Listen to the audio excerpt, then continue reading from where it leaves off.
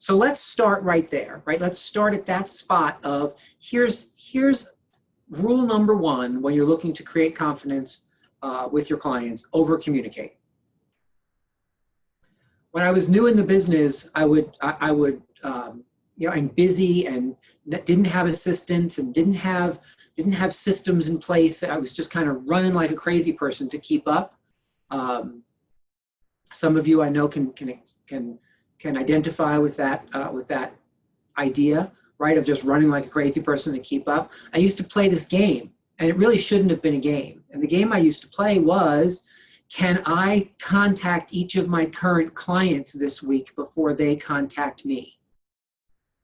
Because I'm going to tell you what, when you're on the receiving end of an outbound phone call, that does not create confidence. You're actually doing the opposite. You're eroding confidence when you're not the one proactively making those phone calls.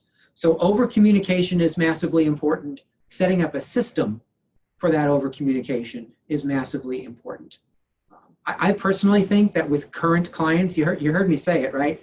With current clients, you need to be, in some way, shape, or form, twice a week via phone or Zoom, and probably at least 2 or 3 more times a week via text and or email, right? You can automate some of it, but at least twice a week with current clients, even if you're only calling to say, hey, Silva, it's Rick, just wanted to check in and see how things were going. No new news on where the offer stands, or no new news on interest in the property. I know we have our meeting next Thursday. I wanted to just check in with you before the long weekend. Wish you a happy Labor Day weekend, whatever, right? If I have nothing to say, let me restate that. If I have nothing to report, that's different than having nothing to say, right? Because you always have something to say, even if it's just checking in.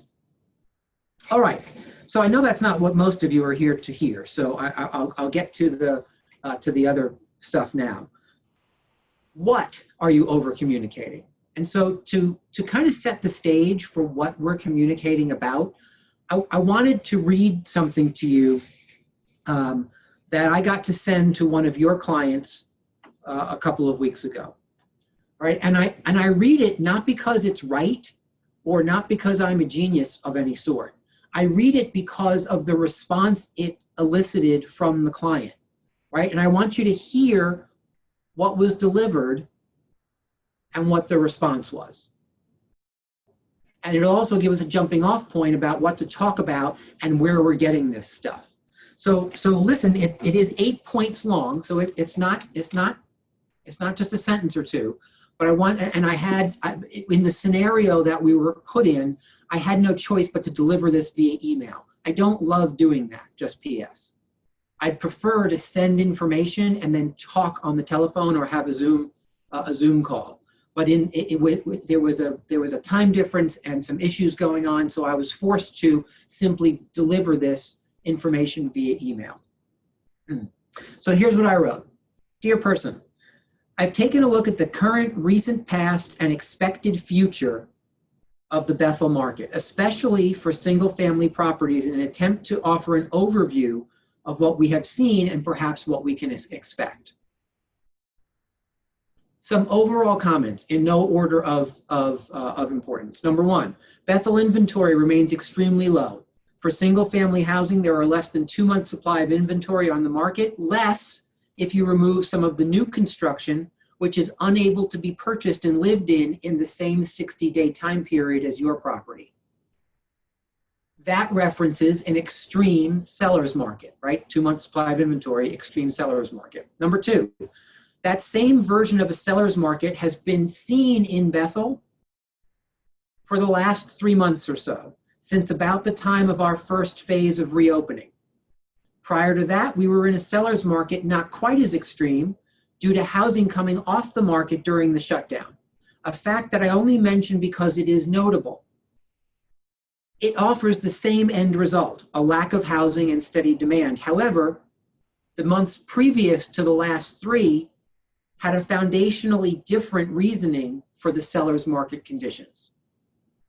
Number three, the fact that there are very few homes on the market in Bethel right now works to your advantage. If you were to come back on the market, by the way, this is somebody who had accepted an offer whose buyers were struggling to perform. And what he was trying to figure out was, do I hang in there with these buyers or do I dump them and try and find somebody new? That's what we were looking to solve. If you were to come back on the market, you could likely come back at a higher price point. Exactly what kind of a higher price point is difficult to say. Prices in general are up 2.5% year over year, and yet have tracked only about a percentage point higher over the last 3 months. We will know better at the end of August as more properties close from June and July contracts exactly what the market is telling us about the potential price increases for your property. As of today, higher is likely, just not a whole lot higher. Number four, the biggest trend that I see when looking at what is currently on the market over $400,000 is that sellers are clearly attempting to overshoot the market. This is for all the crazed New Yorkers who have tons of money, and many of them are not realizing their expectation of multiple offers in that first week or offers over asking price. So instead, they find themselves reducing prices to attract more eyeballs. We are seeing the frenzy more in lower Fairfield County and more in lower price ranges throughout the rest of the county than we are in the over $400,000 range in Bethel at present. Number five, the other issue I'm seeing in general is even when sellers are successful in obtaining offers in a higher than expected range, appraisals have become an issue. We do not necessarily have the closed inventory to support massive price increases, so the appraisers are forced to use current closed inventory, which again only reflects about a 2.5% increase over last year. So accepting an offer over asking price is not always as much of a slam dunk as we may want to believe. Number six, you don't have a pool. The frenzy buyer, for all intents and purposes, is looking for a pool. And more times than not, they are looking for a pool already in place, not just a pool site. This seems to be a requirement for many New York buyers coming up to the country. Must have that pool. And I am seeing that homes which do not offer the pool are sitting longer, not going to multiple offers as quickly, and are not caught up in the surge quite as often. That is not to say that all buyers require a pool, just a trend with the current round of New York buyers that I am currently seeing. Number seven, the further north and east one goes in Fairfield County, the less of an anything goes market exists. Shorter inventory still exists because many sellers are still a little freaked out about having strangers wander through their homes. In my offices, which represent nearly 500 agents in Upper and Lower Fairfield County, we have a huge backlog of sellers who are unwilling to jump into the market right now due to health concerns. That puts a slightly different spin on the shortage of inventory for me. It's not all about the thousands of buyers that people think have descended upon Fairfield County. Don't get me wrong, we definitely have more demand than we have seen in a decade or so. However, that alone is not what's driving the market at present. The shortage of inventory due to seller fear is also a foundational concept driving that result. Number eight, I am uncertain of your carrying costs for this property. I do see a tax bill of about $1,000 a month. I'd assume that you have all of these costs spelled out. I bring it up for the what if scenario of placing your property back on the market and not attracting a buyer quickly. Say it takes 30 to 60 days to find that buyer. That also typically means a closing period of another 45 to 75 days with all aspects of mortgage backed up right now. So minimally, you are looking at postponing a closing for a period of 90 to 120 days should you choose to put the house back on the market and attract a new buyer. So minimally, you are looking at, you would need to be certain to obtain an offer higher than the current offer you have, something I think is likely. However, it would have to be enough higher to cover your carrying costs for about 4 months in order to just break even. And then I simply signed off because we were talking in a couple of hours, but needed to get him that information.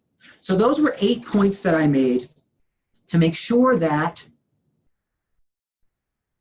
he had a foundation for our conversation. Now, again, I read that to you for one very specific reason. I read it to you because the response that I got back was the reason we're here today. The response I got back was, thank you so much. I have not heard any of what you just outlined for me, not even once. Not even once. And that's a really big concern, guys, right? It's a big concern. Now, maybe he wasn't telling me the truth. Maybe, who knows? And yet when I hear things like that, I think, okay, so what is it? What are we doing as listing agents? Are we diving into the data and delivering that kind of data to the seller clients to make sure that they have all the tools they need to continue to make great decisions? Or do we keep making the mistake of calling them and saying, hey, you better reduce your price. Hey, you better reduce your price. Instead of giving them data and guiding them along a path. What did you notice from what I just outlined for you? What were the things that you thought were of interest? What was different than maybe what you've heard? Anything of note before we go through it? And I give you the stats? I thought it was interesting when you mentioned how little the percentage is that prices have gone up. Yeah, important, right, Barbara? Yes. Crazy important, because in that scenario, again, what we were trying to figure out was, or he was trying to figure out was, do I dump these buyers and go back on? Remember, he accepted an offer just as we were coming out of lockdown, right? And so he was feeling like he had missed the boat, right? I said yes too early. If I had waited just a couple of weeks, someone would have paid me $75,000 more for my house. I would have been caught in the whole frenzy, right?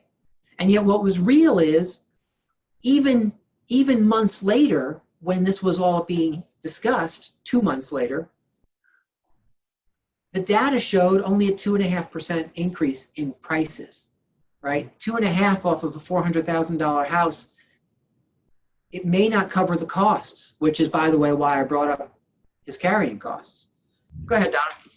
So what I love about it is it's a complete and concise consultation of the market, of the options, of the real things he should be considering, not what he should have done 2 weeks ago or a month ago, but where we are right now, and with all best estimates, what we're dealing with in the next few months. Yeah. And I believe that that is the information that sellers and frankly buyers need to hear from us. That's where we're worth our value.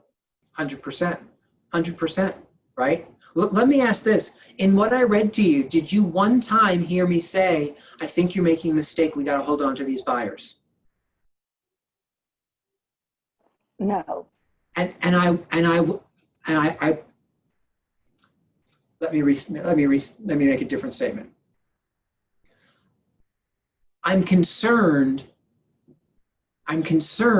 that a lot of our agents will go down the path first of, don't lose this buyer, you never know where you're going to get another one. Well, that wasn't real for this particular person. What was real was what I outlined. And if he made the choice to dump this buyer and go back on the market, I wanted him to know what the opportunities were. Me telling him to hold on to this buyer at all costs with the information I just read to you could well have been malpractice. And why does it happen? There's only one reason. We're afraid. Because agents need the closing. Right. Because the agent is creating a conversation around the fact that they need it to close in 2 weeks. So just hang on, because I need that money. Guys, you got to be really cautious that never drives you. It never ever drives you. I had a conversation just earlier this week where someone said, it sounds to me like one of my options is to just take the house off the market, right? They were looking to make a change earlier than their contract was, and I didn't permit that. And I said, through the end of October, we're gonna still be married, and so let's figure out how to get along through then, and see if we can't get the result that we're looking for. Well, I can just take the house off the market. You absolutely can. That is 100% one of the options that's on the table. Let's talk about the pros and cons of that. I didn't jump into her face saying, why would you want to do that? No, no, no. Yes, that is an option. Right? And so if I could give you one small piece of advice, I would stop having an opinion about the options that are on the table. Instead, just present the options. And stop short of the opinion about the options. Anything else that you noticed from the outline that I read?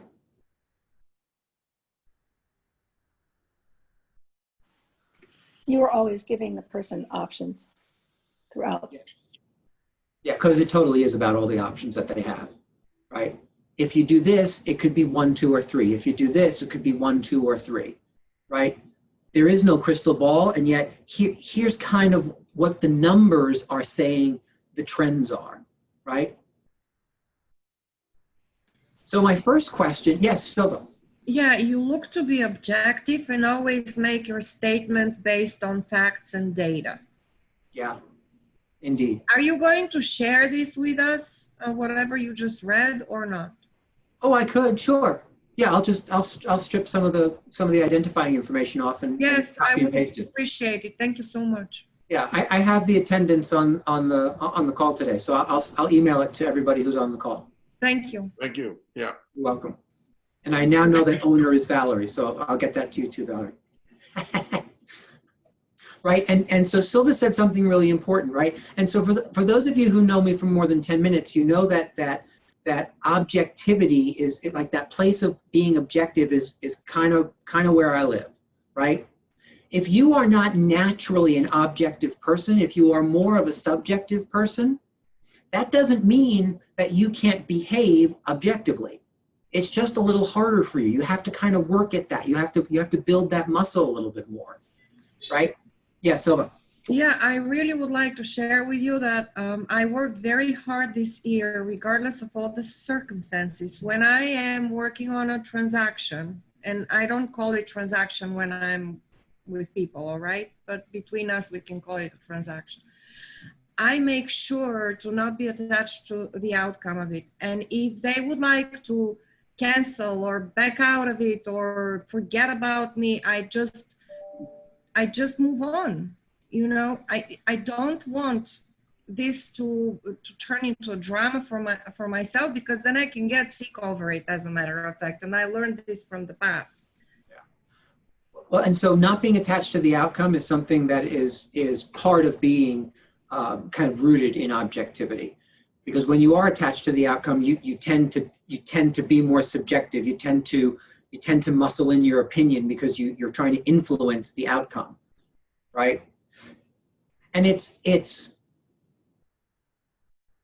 well, let's leave it at that. And so the last point I want to make before we dive into the outline that I wrote for you, because I want you to write all these things down, and I'll talk with you about where you get each of them, right? The question I have for you in general, not necessarily each one of you, but for the you in general that may be watching or listening, even if people are watching the recording. The last time you had a conversation with a seller that you represented or a buyer that you represented, did you know the market that their house was in as well as what I just read you? Did you know it? Did you know what last year showed? Did you know month over month? Did you know what because I thought it was interesting that there was 2.5% price increase year over year. And yet then when I went back and looked at only 90 days, because this is kind of a weird time, right? We needed to see what was happening post lockdown. Well, that price increase was only 1%. So the idea of making sure that this person knew that yes, pricing was up 2.5%, but that's if you went on the market a year ago and accepted your offer 2 months ago. If you went on the market 3 months ago and accepted your offer 2 months ago or 6 weeks ago, you're only looking at a 1% bump, right? And so the question that I want you to always ask yourself is, do I really understand this market at a level that I can speak intelligently and help people draw conclusions from, right? Drawing conclusions from data is different than offering an opinion. Those are not the same thing, right? Conclusions from data are conclusions from data and tend to be relatively objective. Opinions are what you think about the conclusion that you just helped that person come to. Yeah, Silva. Yes, I do. As a matter of fact, I started to do 90-day review of the market. I don't go out, and I explain why. And then when I give an update, I actually show them which properties relative to their property got accepted offer within the past 1 week. Love it. You're reading my notes. I love that. Right? I am. I'm reading your mind. So well, what you're doing is just you're outlining the things that make a difference to make sure the sellers have enough information, right? So let's run through this list, because not everything on this list showed up in what I read you, because some of it was either not relevant or we had already spoken about it, right? So I had this and thought it would be helpful in terms of giving you a complete listen to what a market overview really kind of sounds like. So let's run through and talk about the things that you're doing either weekly, every other week, or monthly. So number one, month supply of inventory. You're monitoring month's supply of inventory. Monitoring month's supply of inventory. Now, most of you have seen me run through month supply of inventory a bunch of times, right? You need to calculate the, well, you know what, let's do this. Let me get through the list, and then if anybody needs me to help figure out how you get them, I'll flip over into the MLS and I'll show you exactly how to get that data. How's that sound? Let's run through the list first. So month supply of inventory. And with month supply of inventory, with all due respect to the pretty heat map that is sometimes provided to us, I'm not so sure it's as relevant as we want it to be anymore. Because without breaking things down by price point, that heat map only gives you town-wide data. And if you have a $1 million buyer, seller, versus a $400,000 seller, are the month supply of inventory likely different? They absolutely are. Yeah, sure. Yes, Silva. I love the heat map. I use it as a visual for people with no patience, and it serves the purpose. However, I don't use it as the main tool. I just slide it there, and then I talk about what you just said. All right. Yeah. But I love the heat map. It's just amazing. And I actually send it in a conjunction with the blue heat map, blue looking heat map from the 2018. And of course, this opens up the door for a whole conversation right there, but it's just a very good tool. Love it. Just make sure that you're also going deep and breaking things down by price point, right? So past month supply of inventory, and remember, the whole conversation is not about month supply of inventory. It's simply to be able to say to someone, so here's currently where we're at, right? We're in a seller's market. We're in a buyer's market. We're in an extreme seller's market. We're in an extreme buyer's market. We're in a transitional market, right? One of those 5 things will be true.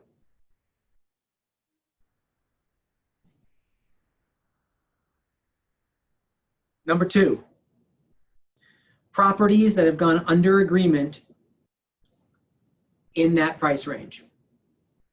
And you want to make sure that you're delivering that to people weekly. Month supply of inventory, I think every other week for an update on that is fine.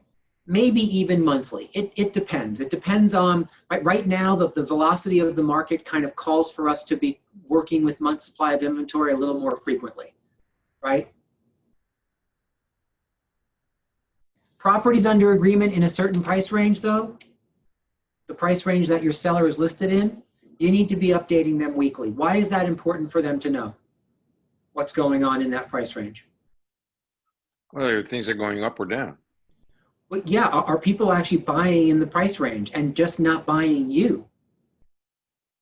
Right? Because when people aren't getting the attention that they would like, it's easy for sellers to think, well, nothing's happening in this price range. You need to bring information to the table to help them understand whether that is true or not true, because different conclusions need to be drawn from whether that information is true or not true. Hey, Rick. Yes, ma'am. Thank you. So I've been learning how to write a story, and it is very important, and it could be relevant to what you are just describing. We don't tell the public, hey, I got an epiphany, and here is how I got this epiphany.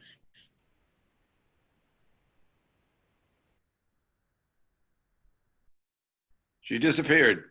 Uh-oh. My epiphany is that Silva hung up on herself.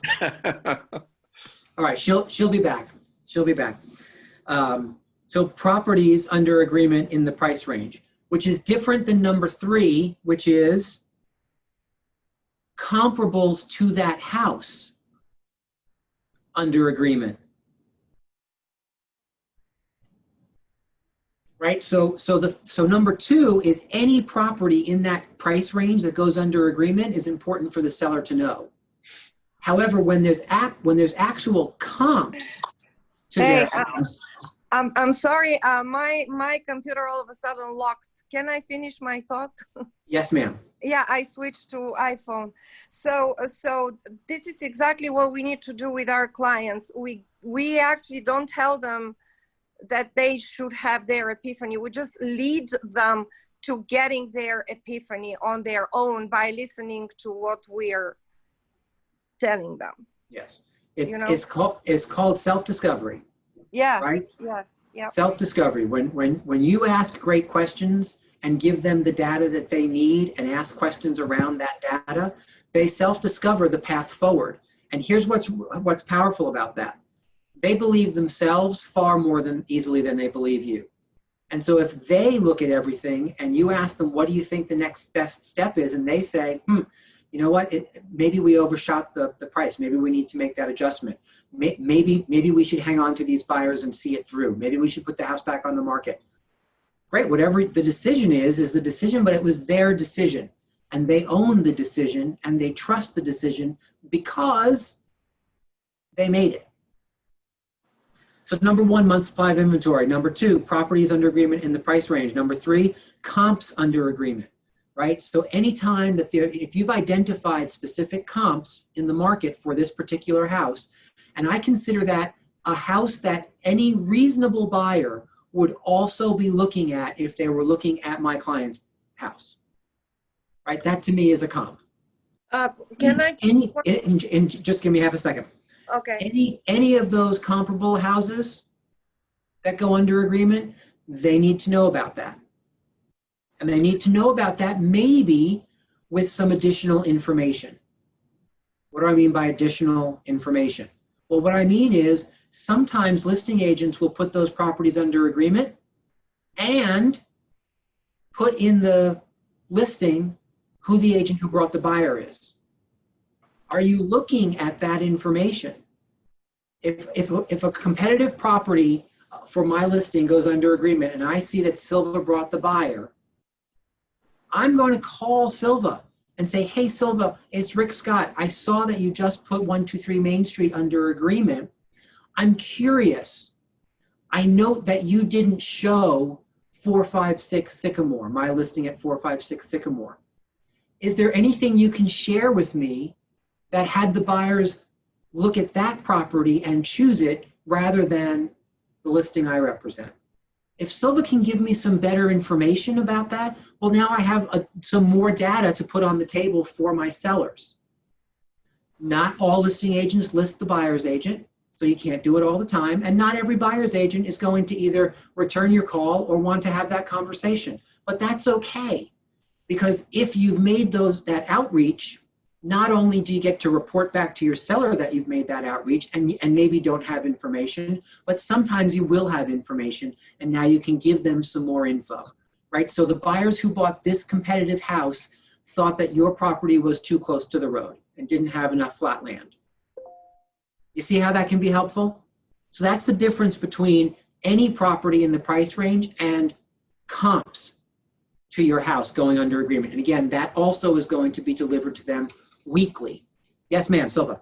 So yes, I think it is important to also mention that you don't have competition only within the town, but only with the surrounding towns, especially with this influx from New York, because I had a feedback from buyers agents who said that they really love my property in Reading, but their buyers are buying in Weston. So what I actually do for my clients, I don't give them who came under contract only within Reading, but I also show them who came under contract in Richfield and Weston and Wilton in the same price range, because this is actually a relevant market. Yeah, agreed. Agreed. Number 4, trending data. Number 4 is trending data. And what I mean by trending data is this. What's happened in the last 90 days? Right? How many listings have come on the market in the last 90 days? How many units have closed in the last 90 days? And then you can compare that to the same 90-day period last year. So you get that kind of year over year feeling.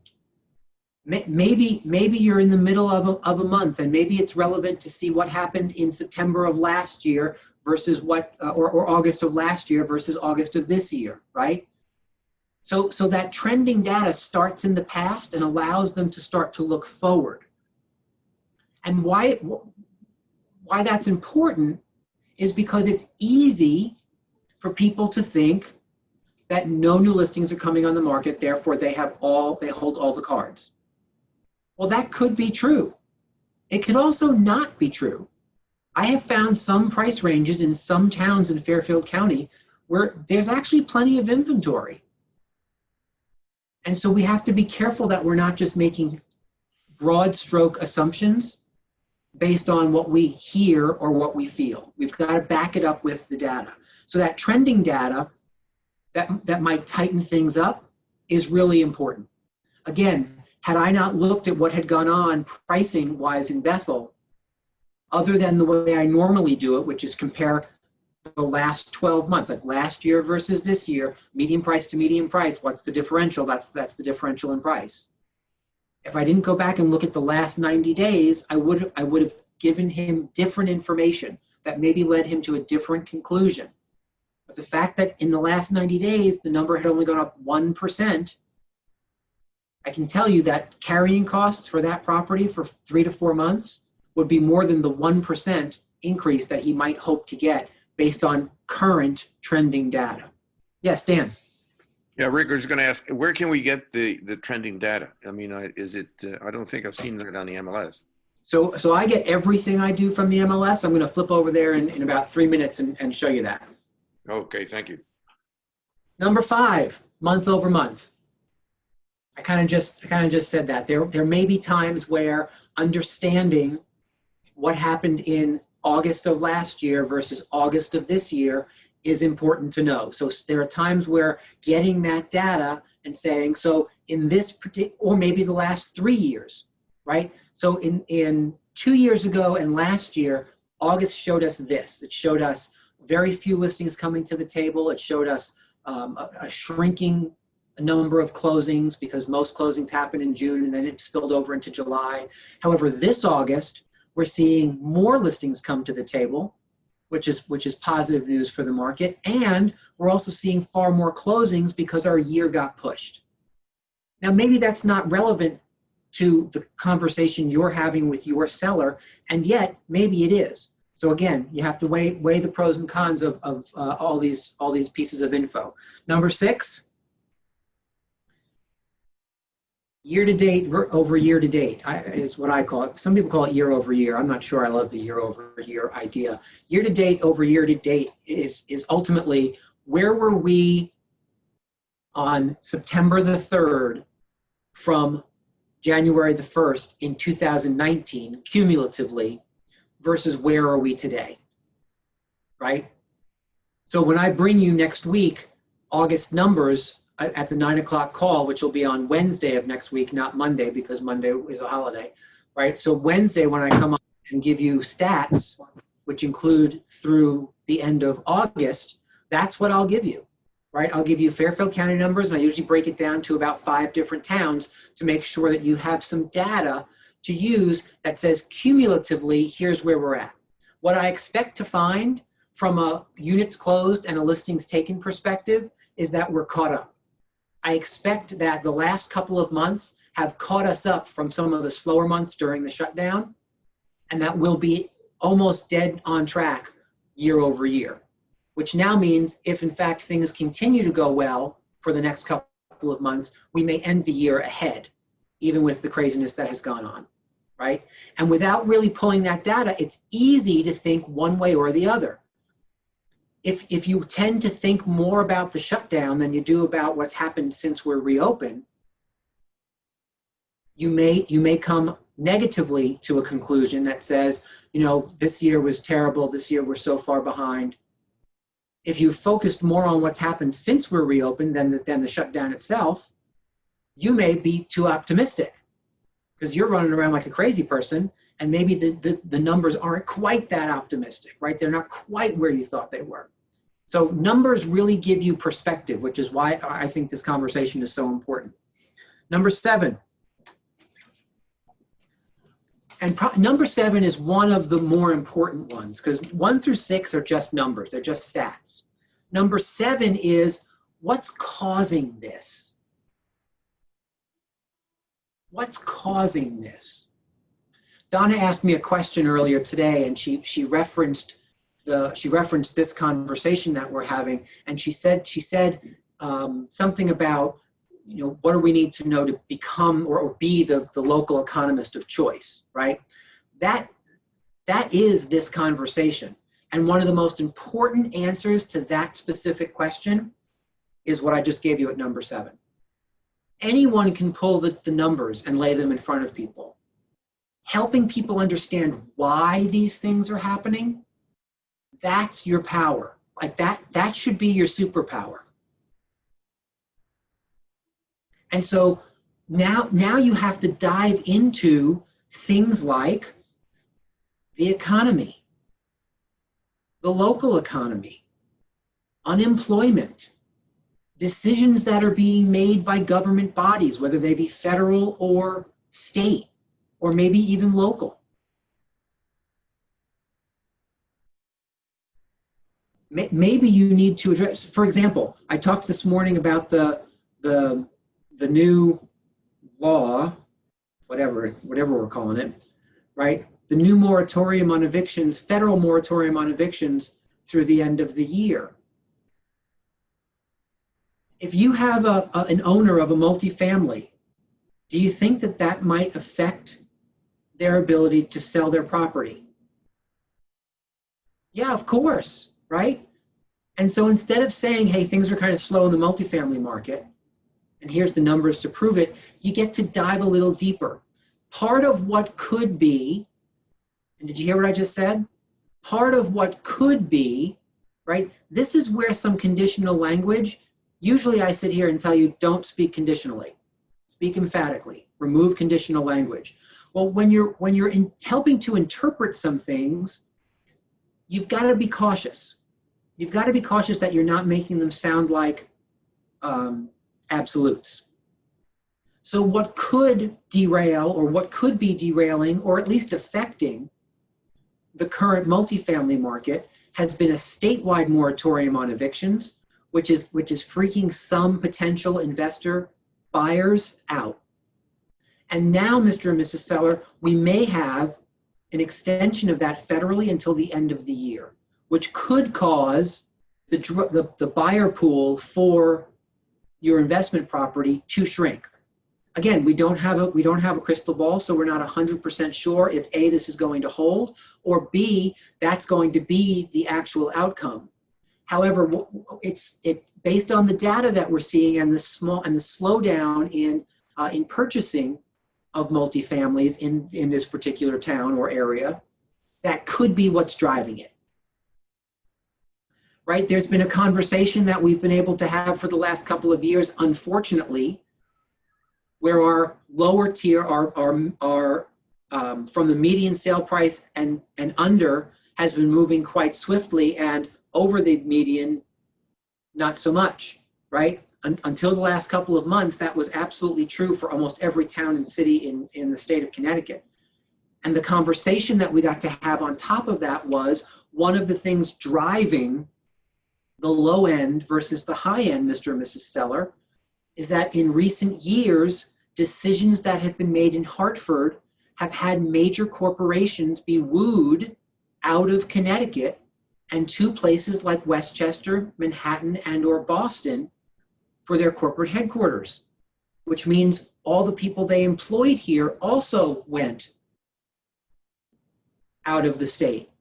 And now we're creating new jobs, but we're not creating jobs at a high enough level that all the people who were selling their houses in the high end can find buyers for them.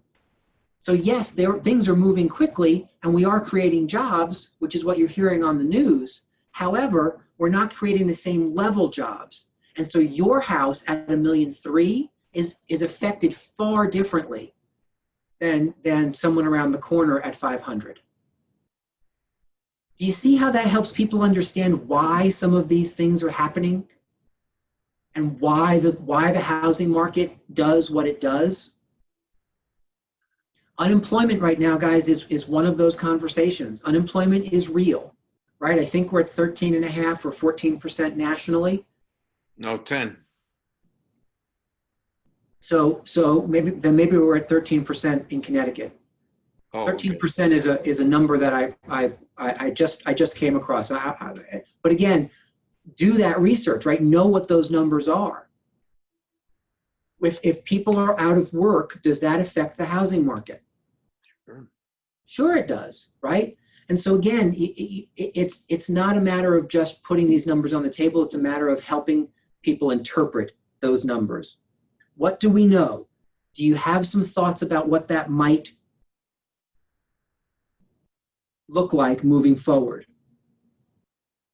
Do we have ideas about how long this surge will last? Right? There was an interesting conversation I was a part of the other day that said, you know what? So this surge is likely to continue at least for this foreseeable future into the fall. I think we're already seeing it start to slow down now that summer is over and people are supposed to be back at school, right? Which back at school means back to work, and so the frenzy part of this might be over, yet we'll still see some residual effects. The question is, did we borrow buyers from the short-term or long-term future in the last couple of months? If we did, are we going to start to see year-over-year trending that is not quite as positive? Will the financial aspect of this entire situation rear its ugly head in the fall, in the winter, in next spring? It will rear its ugly head at some point, right? Because everything that's happening to everybody, we got to pay for it. So regardless of what may happen, there's still another side to all of this. And what does that mean for the housing market? It's unclear right now. What else happens on November 3rd? The election. Right? So this is an election year. And in an election year, it doesn't matter which person that you're for or against. It doesn't matter the pros and the cons. It doesn't even matter who's running, right? For this conversation. For this conversation, the fact that it's an election year, almost every time there's a presidential election, there is this small pause that happens in the housing market immediately before and immediately after. Right? It doesn't matter who wins. Because if the one that you didn't want wins, well, then there's concern about, well, what is that new person going to do and how's it going to affect the economy? If the person you wanted wins and there's a change in the House or the Senate, well, then there's uncertainty again, right? So almost everybody takes a little pause just to see what the new person or what the old person who's supposed to be new again, right, is going to bring to the table. Does that make sense to everybody? So those to me are the 7 really important things to be able to communicate to a seller. Any questions about that?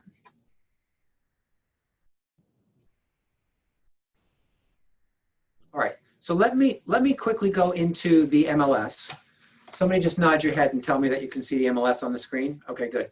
Yep. And so what is it you'd like me to show real quick? Tell me a metric that you heard today that you're not sure how to pull from the MLS. Trending.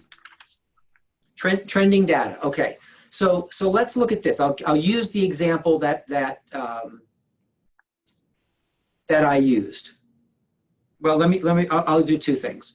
So in this case, let's just say Fairfield County, let's use Brookfield, right? Single family data. So you're going to do whatever skewing you're doing down here. And let's say we're going to look at $400,000 to $600,000 in that price range, which is more of an upper end for the town of Brookfield, right? Maybe not the 4 so much, but certainly by the time you get into 6. And so we're going to look now at, see at the bottom here, additional fields. Most of you only use what shows up in the cross-property search. Know that you have this add remove tool that has all of these different fields that don't necessarily show up, that you have to bring to the table, that you can utilize for getting better data. And so one of the ones that I've just made a permanent part of mine is listing contract date. Right, so if I want to know what's come on in Brookfield for the last 90 days, I can do 0 minus 90 right there. And you can see here, I get 34 matches, right? Now I might want to look and see 0 minus 60. Well, 0 minus 60 is only 23. So that means 11 showed up 3 months ago. If I do 0 minus 30, I get 11. So that means 11 showed up 3 months ago, 12 came to the market last month, and 11 came in the last 30 days, right? So what I see from a trending perspective is that it's pretty consistent. In this price range, around 11 properties a month are coming to the market. Now, if I did that from a trending perspective and I saw that 3 months ago of that, so if I go back to 90, right? If I see that 24 happened 3 months ago, and then 8 happened last month and 2 in the last 30 days, well, that's a very different trajectory about how the inventory is showing up, right? This is brilliant. Thank you. You're quite welcome, right? And so just from a very simple, you only need 1 field and a couple of different numbers to help you start to see what's going on month by month. And so that's when I say trending, that's the way I do it. I can show you another piece here. If you go to closed in the last, so remember I said in Bethel year over year it was 2.5%, right? And so what I did to figure that out was 1/1/19 to 8/31/19, right? So everything that closed in Bethel, period, right? I'm going to take the price range out just for this one. Everything that closed in Bethel, 135 matches. I click on results and I go down to stats and click tabular. And so what I get is in this box, I get the median, see the median here? Yep. Median sale price in the first 9 months of 2019 was $399. Now, if I go back and change the criteria to this year, so I just go back and simply do 20, right? Now I have the first 8 months, first 8 months of this year. Immediately I can see that 15 more properties sold. right? Because it was 135 before and 150. So now I know that year over year or year to date over year to date, 10% more units closed in Brookfield. And if I go to the results and click on stats and tabular, and I come here to the median is 397. So the median actually has shrunk year over year by less than 1%, right? 1% would be $4,000. This differential was only about $2,000. So for all intents and purposes, it's like what I call negative flat. There really has been no huge change year over year, or year to date over year to date. Now, if I wanted to see, let's check this out. If I wanted to see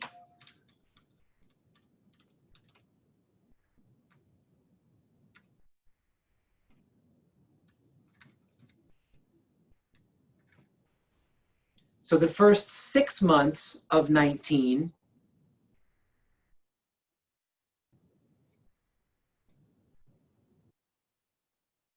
excuse me, I screwed that up. The first 6 months of 2020, I click results and stats and tabular. The median sale price was 360, right, for the first 6 months.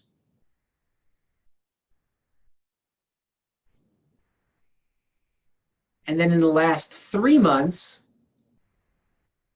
so now I can go back and say, okay, so 7/1/2020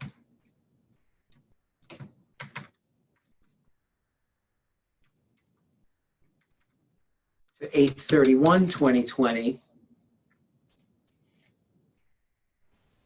63. So by the way, almost as many properties closed in the summer than the whole first half of the year, right? Because this number I think was 80 something when we pulled it for the whole first half of the year. So that's an interesting stat to start with. So from a trending perspective, you're seeing almost as much close since the shutdown than the whole first half of the year. And then when you go here and do, I think 360 was the number, right? So trending 360 to 453, that starts to tell you that since the lockdown has lifted, we're selling properties in a higher price range. It doesn't necessarily tell you that prices have leapt by 20%, right?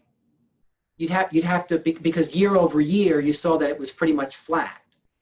But what it does tell you is for the first half of the year, the things that we're selling were far, that's why we use the median, right? Far lower. And now we're selling properties in a higher price range. Now, over time, by the end of the year, if we came back and kind of looked at the whole year, that may tell us that the price has increased by that dramatically. Is this making sense? Yeah. What else? I have time for one more. What other stat did you hear that you'd like me to help you with?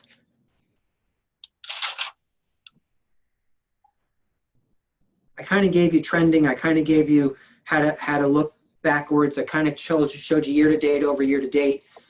You know, month over month, if you wanted to know last August versus this August, you could just literally put in the closed data, right? For 1 month last year, look at the box, pull the data. You can do things like days on market. You can do the same thing. So are things moving more quickly this year than they were last year? Are they moving more quickly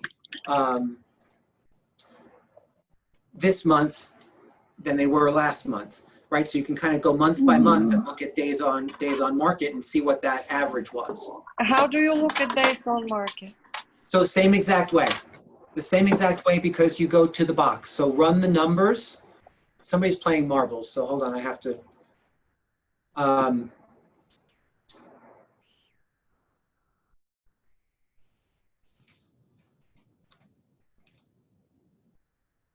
So 1/1/20 to, whoops, 1/1/2020 to 8/31/2020. Go to the results, go to the stats, go to tabular, And so for the first 8 months of the year, here's days on market. See it here? Days on market, 85. Right? And then you could go back to, you could run the first 6 months of the year versus the last couple of months to see if that pace has increased. I can almost guarantee you it has, right? And yet you might be surprised, the numbers may show that it's only increased by a week, right? Even though it seems like everything's flying off the shelves, the numbers tell a slightly more objective story when you utilize them.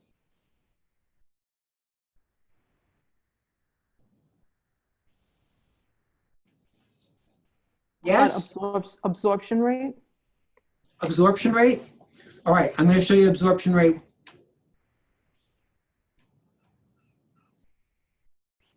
Quickly, and then unfortunately I do have to jump. And so if this is not enough for absorption rate, do watch the class that we did, I think a week or two ago, that was called Know Your Numbers, because I did absorption rate like 77 times in that class, because I kept doing it over and over and over again, right? Just to kind of make the point. So I'll show you quickly here. So absorption rate for Brookfield properties between, let's just keep it 4 to 6, right? $400,000 to $600,000. And we're not really talking about absorption rate. We're really talking about month supply of inventory, right? Absorption rate is one tool that you use to figure out the month supply of inventory. So once you have the price point and you have your town, you're going to come down here and you're going to, in the closed category, say 0 minus 90. Because you want the number of homes that have sold in this price point in this town for the last 3 months. And that number right here is 31. You then take that number, that 31 number, and you divide it by 3, because what you really want is a per month metric. And the reason you don't do 0 minus 30 is because then you only have the last 30 days. You do 90 divided by 3 to get a running tally. You get better information when you have a broader sample, right? And so if you divide 31 by 3, you get just over 10. You get 10 and a third. 10 and a third is the absorption rate. You've just now figured out the rate that homes are being absorbed in this price point in Brookfield. 10 and a third every single month. That doesn't give you month supply of inventory. You have one more step. So then you have to go back up here, unclick closed, click on active, and there are 11 properties on the market in Brookfield between 4 and 600. We know the rate of absorption is 10 and 1/3. If you divide the actives by the absorption rate, so 11 divided by 10.33 is a little bit over 1. You have 1 month, 1 and a smidge, month supply of inventory. Is that a seller's market or a buyer's market? Right? Massive seller's market, extreme seller's market. Like you can't drive fast enough to the house, Mr. and Mrs. Buyer, seller's market. And why that's important is that if you have a listing in the $400,000 to $600,000 range in Brookfield right now that's still on the market, you have a pricing problem. Because everything else is selling like in 27 minutes. Yeah, I'm sorry. What was your stat number 5 after trending data? I'm just looking back at my list and I might have missed that item. Sure, it's month over month. So Great. August of last year versus August of this year, if that's relevant for the point you're trying to make with your seller. Excellent. Thank you. You're welcome. Does that help, Lydia, in terms of month supply of inventory? Yes. What was your last comment there? You're saying, Mr. and Mrs. Seller, if you have a house in the price range of whatever that was, 4 to 6, Yeah. and it's not selling, that means that the home You have a is- pricing problem. Okay.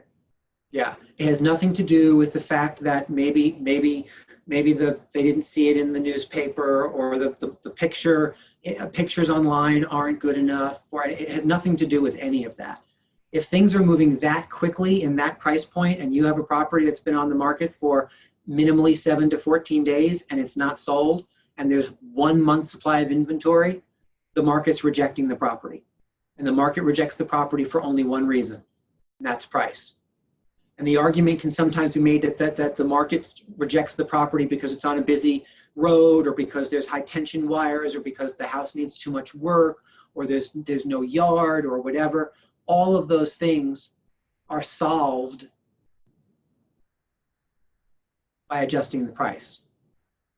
You're not going to cut down the high wire poles, right? You can't turn the road into a small country road. It's a double yellow line. That's just the way it is. You can't flatten the land, right? So you can't do the things that are the objections. So you have to adjust and give a discount so that someone will buy the house with those objections. That's why it's all so objective, right?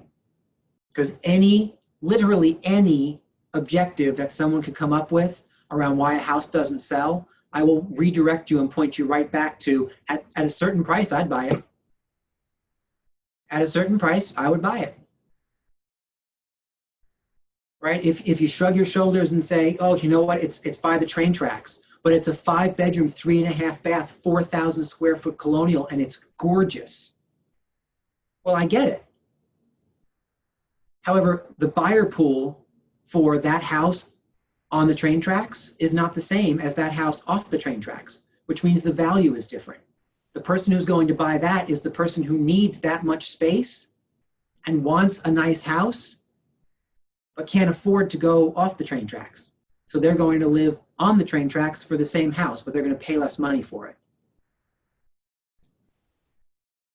Anyhow, that's my soapbox about pricing.